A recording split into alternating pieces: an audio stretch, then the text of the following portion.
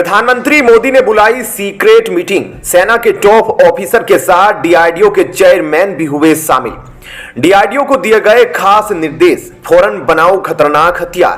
क्या चीन से होने वाला है युद्ध? युद्ध की तैयारी के लिए बुलाई गई मीटिंग। दोस्तों, सीमा पर चीन पर भरोसा करना वैसा है जैसे खून पीने वाला रक्तदान शिविर चलाने लगे। इसलिए पीएम मोदी ने 13 जनवरी को एक सीक्रेट मीटिंग बुलाई थी।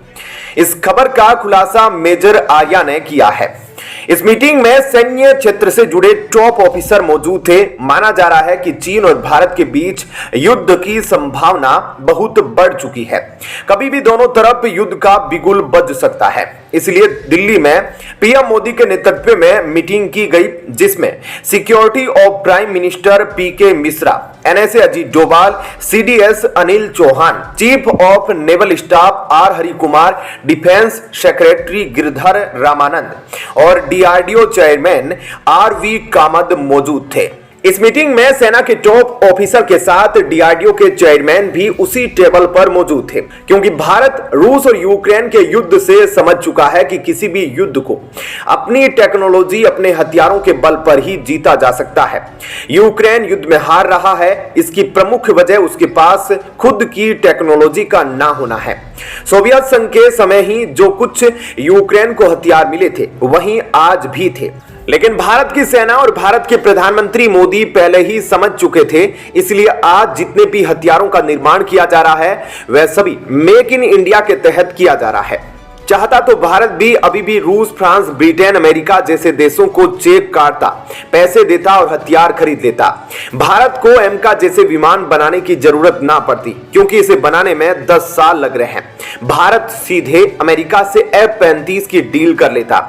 अमेरिका देने के लिए भी तैयार था, लेकिन भारत को पता है कि जब तक अपने खुद के हथियार नहीं होंगे, तब तक युद्ध नहीं जीता जा सकता। क्योंकि अगर युद्ध के समय इन हथियारों में खराबी आ जाए और भारत अमेरिका से कहे कि इन्हें रिपेयर करना है और अमेरिका 1 हफ्ते का टाइम मांगने लगे, तो युद्ध में तो एक एक मिनट बहुत इंपॉर्टेंट होते हैं। ऐसे में 1 हफ्ते में तो पूरे युद्ध की सूरत और सीरत बदल जाएगी। रूस भले ही भारत के वफादार दोस्तों की लिस्ट में गिना जाता हो, भारत कोई भी डिमांड रूस के हथियारों की करता है तो पुतिन फौरन उन हथियारों को भारत को देने को तैयार हो जाते हैं। भारत पूरी तरीके से रसिया पर निर्भर हो सकता है और भारत को हथियार बनाने की जरूरत ना पड़े। लेकिन जब चीन इस हथियार को रूस से मांगता है, तो रूस चीन को भी वही हथियार सप्लाई कर देता है। तो ऐसे में रूस पर भरोसा करके बैठना ठीक नहीं है। और दूसरी तरफ खुद के बनाए गए हथियारों की बात ही अलग होती है। उनका एक्सपोर्ट करना भी एक फायदे का सौदा है। उधर अमेरिका की बात की जाए तो अमेरिका पर आज तक भारत ने बहुत ज्यादा भरोसा नहीं दिखाया है, क्योंकि एक तरफ भारत के साथ अमेरिका अच्छे संबंध बनाने की कोशिश करता है, तो दूसरी तरफ पाकिस्तान को भी हथियारों की सप्लाई कर देता है। इसलिए भारतीय सेना और पीएम मोदी जो खेल दुनिया में चल रहा है, उसे समझ चुके हैं और ज्यादा से ज्यादा हथियार खुद के बनाए जा रहे हैं। उधर चीन इस वक्त बहुत ज्यादा हड़बड़ाहट में है। चीन के अंदर महंगाई बढ़ रही है, रियल एस्टेट उसका नीचे जा रहा है, बैंकों में ताले लग रहे हैं। इसलिए जिनपिंग अपनी जनता का ध्यान भटकाने के लिए भारत से कोई बड़ी झड़प करवाने का प्लान तैयार कर सकते हैं। उधर विदेश मंत्री जयशंकर को पता है कि चीन क्या करने वाला है। इसलिए वे हमेशा कहते हैं कि चीन के साथ जब तक सीमा पर डिस्प्यूट को सोल्व नहीं किया जाता, तब तक चीन के साथ बड़े स्तर पर व्यापार नहीं हो सकता।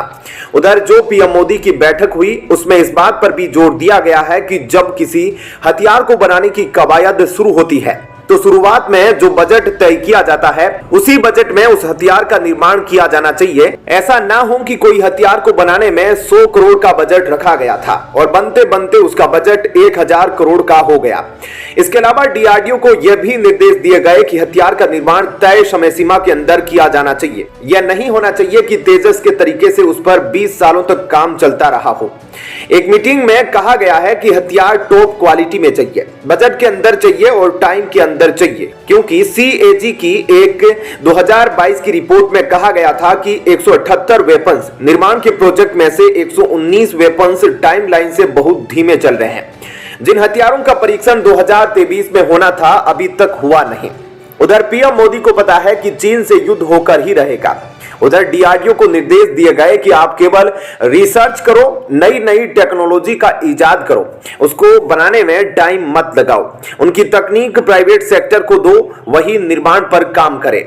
बस डीआरडीओ का काम होगा कि उन हथियारों के निर्माण पर अपनी नजरें रखे, क्योंकि ऐसा करने में हथियारों का निर्माण समय पर होगा। मौजूदा वक्त में भारत हथियारों के निर्माण में हजारों डॉलर खर्च कर रहा है, क्योंकि भारत को खतरा है चीन से युद्ध का। उधर चीन तो हमेशा से ही दूसरों की टेक्नोलॉजी को चुराकर अपने हथियारों का निर्माण करता है, उसकी यही फितरत रही है, लेकिन भारत एकदम फ्रेश और नए हथियारों का निर्माण पर जोर दे रहा है। इसके अलावा पीएम मोदी की सीक्रेट मीटिंग में और किस मुद्दे पर बात हुई, इस बात का खुलासा नहीं हुआ है। हमने भी आपको बस उन्हीं जानकारियों को बताया है जो जानकारी पब्लिक डोमेन में उपलब्ध है। बहरहाल दोस्तों, यह तो थी पहली खबर। अब आइए बढ़ते हैं दूसरी खबर की ओर। पाकिस्तान के कार्यवाहक प्रधानमंत्री अनावरुल हक काकर की ओर से भारत को एक गीदड़ भभकी दी गई है। पाकिस्तान को मौजूदा समय में खुद के गिरेबान को रफू करने की जरूरत है और भारत को धमकी दे रहा है। ईरान ने पाकिस्तान का गिरेबान पकड़ा, लेकिन धमकी भारत को दे रहा है। काकर ने कहा कि ईरान को जिस तरह से पाकिस्तान ने जवाब दिया, उसका वो भारत को भी एक साफ मैसेज गया है। काकर ने एक न्यूज चैनल से बातचीत में कहा कि ईरान की ओर से जिस तरह से पाकिस्तान के हवाई क्षेत्र का उल्लंघन किया गया, उसके बाद पाकिस्तानी सेना के पास ईरान को जवाब देने के अलावा कोई विकल्प नहीं बचता था। पाकिस्तान ने इसकी प्रतिक्रिया में एक मजबूत जवाब दिया। यह निश्चित रूप से भारत और पूरे क्षेत्र के लिए एक संदेश है, लेकिन शायद काकर भारत की सर्जिकल स्ट्राइक को अपने इस बयान के दौरान भूल गए। ईरान का हमला तो भारत के सामने बहुत छोटा था।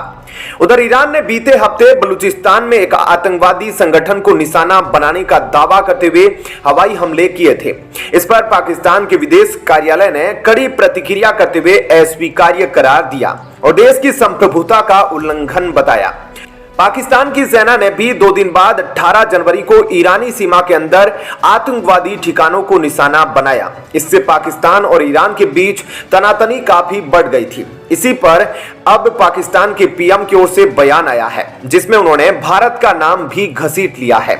काकर ने ईरान की वापसी प्रतिक्रिया का क्रेडिट पाक सेना प्रमुख असीम मुनीर को दिया। काकर ने कहा, यह एक कठिन निर्णय था, क्योंकि हम भारत की ऐसी कार्रवाई पर तुरंत प्रतिक्रिया देने के लिए बहुत स्पष्ट है, लेकिन पाकिस्तान का ईरान के साथ कोई सीमा विवाद नहीं है। पूरी दुनिया पाकिस्तान की ओर देख रही थी कि हम इस तरह के उल्लंघनों पर कैसे प्रतिक्रिया देते हैं।